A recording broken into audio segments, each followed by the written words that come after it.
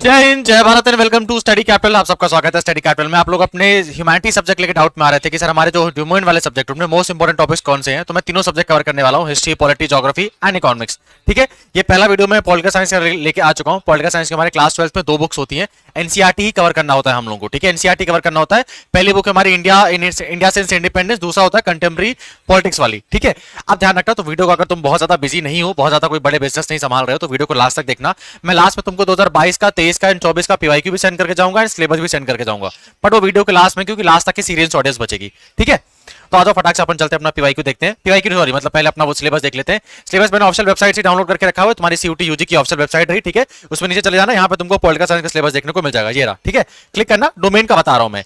एक चीज मालूम है ना कि 50 क्वेश्चन आएंगे, 1 घंटे का 50 मिनट्स का पेपर, एक घंटे का पेपर है, और तुम्हारा एक क्वेश्चन 5 नंबर का है। ठीक है, तो तुम्हारा 250 नंबर का पेपर होगा टोटल, -1 की माइनस मार्किंग है, इतना तो पता होगा। चलो अब आ जाओ यहाँ पर। जैसे मैं तुम लोग कहता है ऑप्शन सिलेबस है 2025 वाला। ठीक है, फॉर द ईयर 2025 एंड ये हमारी दो बुकें लगती है हमारी क्लास 12 में। एक और चीज यार, डोमेन में केवल 12वीं की एनसीईआरटी पढ़नी है, 11वीं नहीं पढ़ना है। पता नहीं कोई कुछ भी मतलब ना पढ़ते हैं ना लिखते हैं, यूट्यूब बना के कुछ लोग भी ज्ञान देने लग जाते हैं। तो 12th की एनसीईआरटी पढ़नी, 11th की नहीं पढ़नी है। ठीक है, आ जाओ। इसमें कुछ चैप्टर्स हमारे कट भी हो गए हैं, तो वो चैप्टर भी देख लेना जो चैप्टर कट हो चुके हैं, एंड जो chapter one of the most important है, जिनको मैं इंपॉर्टेंट टिक करूंगा, उनको बहुत सीरियसली पढ़ना। ज्यादातर वेटेज क्वेश्चन का वहां से काफी ज्यादा अच्छा रहता है। ठीक है, तो पहली हमारी बुक है politics in India since independence. ठीक है, पहला है हमारा era of one party dominance, मतलब कांग्रेस पार्टी की डोमिनेंस थी आजादी के बाद। ठीक है, तो उसके ऊपर रिलेटेड टॉपिक है, बहुत क्वेश्चन इससे नहीं आता है, पढ़ जरूर लेना, छोड़ने को नहीं बोल रहा हूं। सेकंड है नेशन।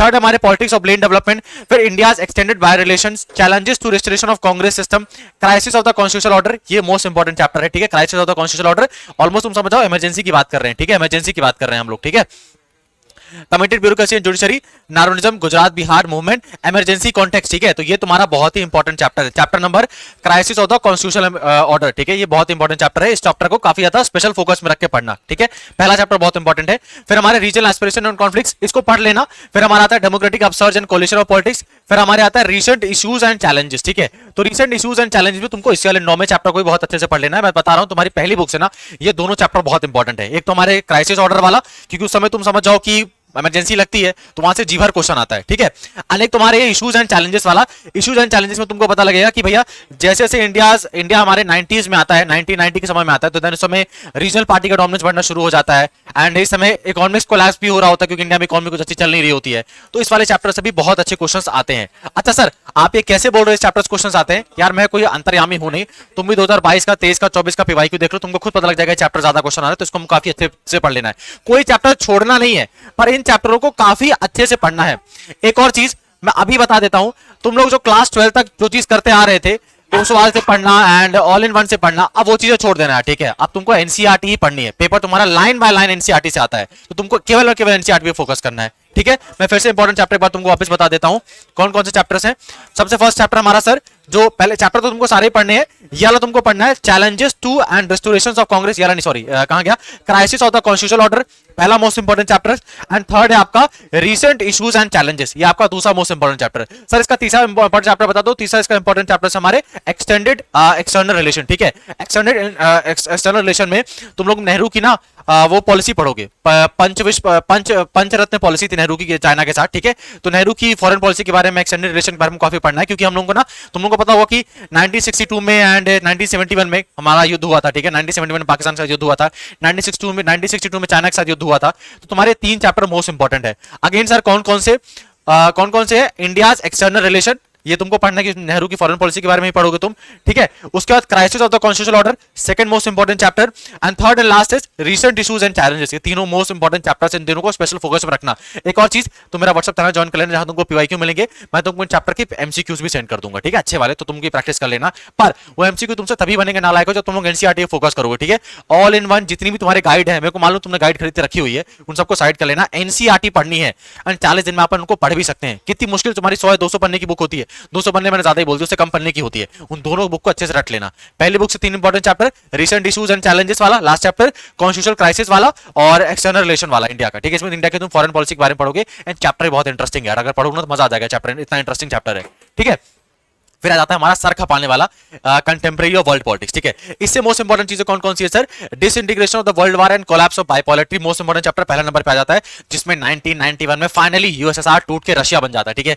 मतलब देखो वर्ल्ड वार खत्म होने के बाद ना दुनिया में दो ब्लॉक चल रहे थे, एक तो रशिया ब्लॉक था, एक तो अमेरिका ब्लॉक था। ये दोनों मतलब दोनों पावरफुल थे, लेकिन फाइनली 1991 में यूएसएसआर टूट के काफी देशों में बिखर जाता है। तो ये चैप्टर मोस्ट इंपोर्टेंट चैप्टर है, क्योंकि देखो वर्ल्ड वार के बाद ना चाहे वो नॉर्थ कोरिया साउथ कोरिया का युद्ध हो, चाहे वो इंडिया पाकिस्तान का युद्ध हो, चाहे वो जापान की लड़ाई हो, सबकी लड़ाई में हाथ किसका था? यूएसए और रशिया का हाथ था। मान लो अगर यूएसए अफगानिस्तान को सपोर्ट करता तो रशिया किसी और देश को सपोर्ट करता, तो उनका सिंपल से मतलब है, क्योंकि यूएसए ने अब तक हमेशा पाकिस्तान को सपोर्ट किया था, तो यूएसआर ने हमारा सपोर्ट किया था। One of the most interesting chapter तुम्हारे लिए, तुमको चैप्टर को पढ़ के जाना पड़ेगा, ठीक है। इवन तुम इस चैप्टर में 1971 का कॉन्टेक्स्ट भी पढ़ पाओगे, जब यूएसए ने हम पे अटैक करने के लिए न्यूक्लियर बॉम्ब्स के लिए ओशन से आए थे, देन यूएसआर ने हमारी मदद करने के लिए आया था, ठीक है। तो पहला चैप्टर ही बहुत इंपॉर्टेंट एंड बहुत ज्यादा काम का चैप्टर है, ठीक है। Then alternative centres of economic and political power, ठीक ठाक चैप्टर है, छोड़ना नहीं है, पर पढ़ लियो, ठीक है, ज्यादा कितना काम का नहीं है।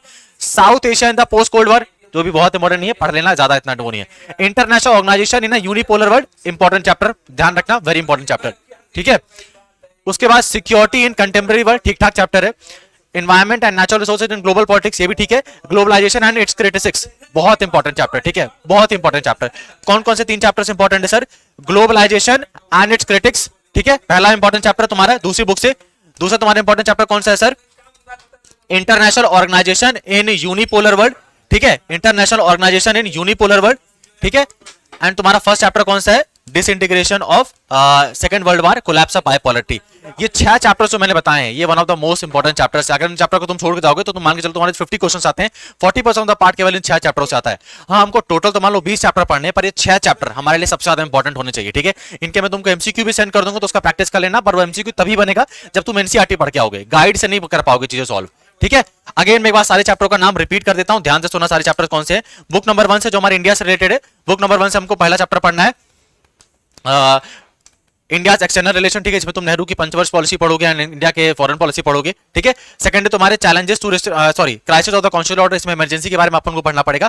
एंड लास्ट चैप्टर से हमारे recent issues and challenges. Recent issues and challenges में तुम देखोगे कि 1991 में ग्लोबलाइजेशन बहुत तेजी से बढ़ रहा होता है, इंडिया में रीजनल पार्टीज का डोमिनेंस बढ़ रहा होता है, दलित पार्टीज खड़ी हो जाती है, कई जगह दलित पार्टी का डोमिनेंस बढ़ जाता है, तमिलनाडु में डीएमके अपनी पावर पे आने लग जाती है, ठीक है। तो यहाँ हमारा कांग्रेस का डिक्लाइन हो रहा होता है एंड अचानक से ग्लोबलाइजेशन काफी तेजी से बढ़ रही होती है, तो ये हमको काफी इंपॉर्टेंट चैप्टर पढ़ना है, ठीक है। फिर दूसरी बुक आ जाओ, दूसरी बुक है हमारे कंटेम्प्रेरी इन वर्ल्ड पॉलिटिक्स, पहला chapter one of the most important chapter, जिसमें यूएसएसआर का डिसइंटीग्रेशन होता है और कोलैप्स ऑफ बाइपोलैरिटी होती है। उसके बाद इंटरनेशनल ऑर्गेनाइजेशन इन यूनिपोलर वर्ल्ड होता है, second most important chapter. And third है ग्लोबलाइजेशन एंड इट्स क्रिटिक्स, ठीक है, ये तुम्हारा थर्ड मोस्ट इंपोर्टेंट चैप्टर है। यार ये 4-3-4 चैप्टर पढ़ के जाना, नहीं तो फिर मगरमच्छ के आंसू रहोगे, फिर बाद में तो तुमको पता लग ही जाएगा भाई काम की बात बोल रहा था, सुन मैं ही नहीं रहा था, है ना। अब आ जाते हैं कि तुमको पीवाईक्यू वाला, अगर यहाँ तक देख रहे हो तो मतलब कुछ तो सीरियस हो गई है ना। अगर जिंदगी इंस्टाग्राम में नहीं कट रही है तो फिर तो सीरियस हो, तभी यहाँ तक टिक पाए हो। तो डिस्क्रिप्शन में व्हाट्सएप चैनल का लिंक दिया हुआ है, जाके ज्वाइन कर लेना। 6000 लोग ऑलरेडी ज्वाइन कर चुके हैं व्हाट्सएप चैनल, वहाँ पे चुपचाप तुमको गूगल ड्राइव का लिंक मिलेगा 2022 का, ज्वाइन करना, सारे पीवाईक्यू एक साथ दिए हुए हैं। 2023 के पीवाईक्यू मिल जाएंगे, गूगल ड्राइव का लिंक दिया है, क्लिक करना, सारे पीवाईक्यू हैं। अकाउंट्स, बायोलॉजिस्ट लेके मैंने अरेबिक, बंगाली, उर्दू तक के पीवाईक्यू देके रखे हुए हैं, सारे पीवाईक्यू मिल जाएंगे, कुछ और करने की आवश्यकता है नहीं। एंड 2025 का तुमको सिलेबस भी मिल जाएगा, ठीक है। अब यार बोलने की भी आवश्यकता नहीं पड़नी चाहिए कि यार चैनल को सब्सक्राइब कर लो, तुमको इतना अच्छा कमाल कंटेंट और यहाँ पे अलावा कोई नहीं दे पाएगा, ठीक है। बाकी सब लोग बस 2-3 महीने के फूड इंडस्ट्री छोड़ के आए हैं, बाकी फिर व्लॉगिंग में चले जाएंगे अपने, यहीं पे तुमको से पढ़ाया जाएगा, ठीक है। साथ में आप इंडिया का मोस्ट अफोर्डेबल कोर्स ज्वाइन कर सकते हो। अफोर्डेबल केवल नाम के लिए नहीं है, केवल 999 रुपए में है। अपने बर्थडे पार्टी में अपने लिए पैंट शर्ट जब खरीदने जाते हो तो भी ज्यादा खर्चा कर देते हो, ठीक है। तो अगर सच में सीरियस हो तो तुम्हारे लिए प्राइस इतना इशू नहीं रहेगा। लास्ट 40 डेज बचे हैं, तो 2-3 दिन में और ज्यादा सो लिया आप लोगों ने तो ऐसे हाथ से ट्रेन जा चुकी है, लास्ट आपके पास चांस है। इस पूरे पीवाईक्यू में आपको जो पूरे सीरीज है, तुम जनरल टेस्ट एंड लैंग्वेज हम कवर करेंगे। जनरल टेस्ट, ये जनरल एप्टीट्यूड टेस्ट के बारे में अगर आप लोगों को थोड़ा सीरियस हो तो आपको पता होगा, तुमको बीए करना है, बीएससी करना है, बीकॉम करना है, बीपीए करना है, बीएलएलबी करना है, बीएससी करना है, कुछ भी करना है, general aptitude test is must for you, ठीक है। एंड ये तुम्हारे लिए नया भी है। डोमेन सब्जेक्ट तुम्हारे वही वाले सब्जेक्ट जो तुमने क्लास 12वीं में एनसीईआरटी पढ़ी है, तो तुमने पढ़ा होगा। लैंग्वेज अपन ने ऐसा नहीं, लैंग्वेज इन इंग्लिश कभी पढ़ी नहीं है, वो भी हमने पढ़ी है। बट जनरल एप्टीट्यूड टेस्ट में तुम्हारे करंट अफेयर नई चीज है, स्टैटिक जीके नई चीज है, रीजनिंग नई चीज है, मैथ्स नई चीज है, एंड यहाँ पे जीके जीएस भी डिफरेंट आती है, तो तुम्हारे लिए सबसे ज्यादा न्यू है। मोस्ट अफोर्डेबल प्राइस इसका रखा गया 999 में। लोगों की टेस्ट सीरीज इतने की आती है, और एक खास बात है तुमको टेस्ट सीरीज के अंदर फ्री मिल जाएगी, ठीक है। अब कोर्सेज के बारे में जो फीचर्स है आपको सभी से यहाँ पे ज्यादा चीजें मिलेंगी, लाइव क्लासेस मिलेंगी, नहीं देख पाए तो रिकॉर्डेड देख लेना, स्टडी मटेरियल मिलेगा, बाइलिंगुअल मिल जाएगा, ठीक है। PYQ with deep analysis, PYQ actually में सॉल्व कैसे किया जाता है तुमको सिखाया जाएगा। टेस्ट सीरीज तुमको फ्री मिलेगी and top guidance with top mentors, मतलब भैया तुम्हारा गाइडेंस करने के लिए हम हमेशा रहेंगे, आपके पास हमारा पर्सनल व्हाट्सएप नंबर होगा, ठीक है।